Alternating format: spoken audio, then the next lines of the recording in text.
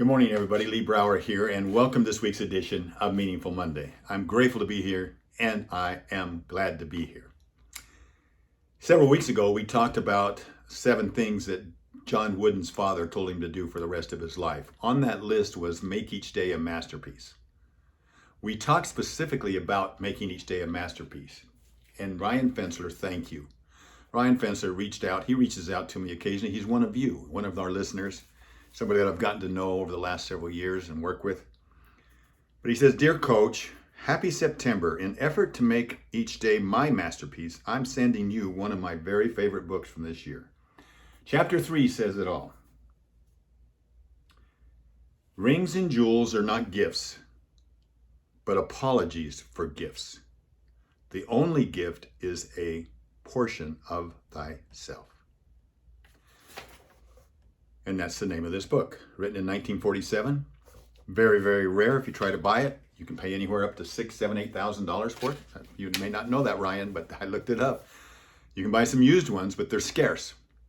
And they're cheaper, of course, they're cheap. This one was given away a couple of times. It looks like the last time might have been in October of I can't tell if that's 51 or 81, but quite a while ago, right? And like precious jewels, they maintain their value in the writing. I was touched by this book because it talked about giving of oneself and how giving oneself is so much more valuable than giving anything else because it's very thoughtful, it's genuine, and it comes from the heart. Some people may say, well, I don't have anything to give. I don't know anything of important. But the book said that's not true. While you may not think that what you have to offer is of any value, it may actually be something that fills someone's life, gives them something that they need now. Even if it does it for a fraction of a minute, it's going to add more value to world happiness. And right now, happiness is one of the greatest gifts within our power for any of us to bestow to somebody else. Particularly in these troubled days when the world is full of that fear and suspicion, and everybody's a little bit anxious.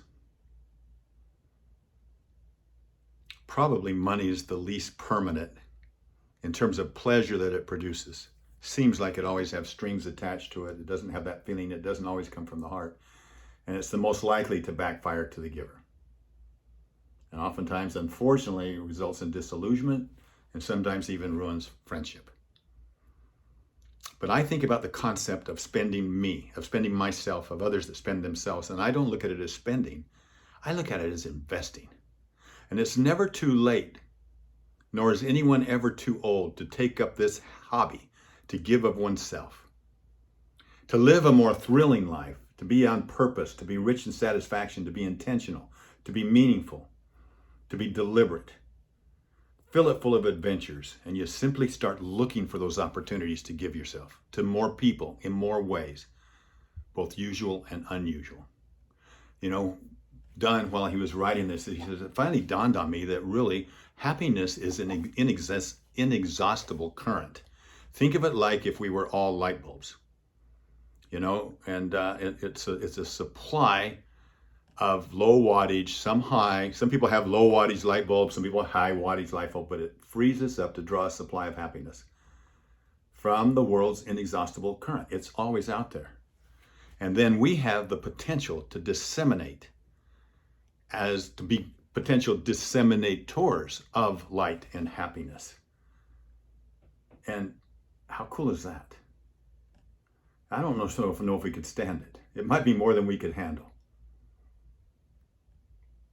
One thing is certain. When we set out to give ourselves fully and freely, our hearts make direct connection with that great central source of current, of light and power. God, the giver of all good things. David was asked what would happen if everybody started giving ourselves away.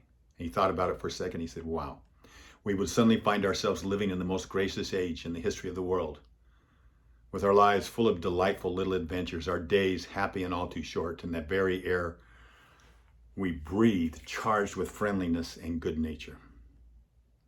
Wouldn't the tolerance and understanding, the goodwill that would be generated by such a spirit give you confidence that peace and sanity can be restored to this world?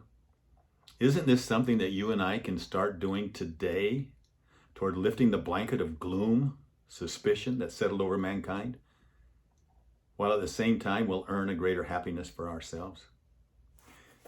You know, it's interesting, Ryan.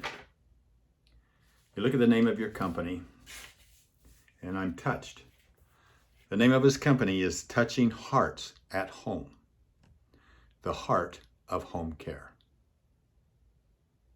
Let's look for ways that we can give yourself away, and let's make this world a better place.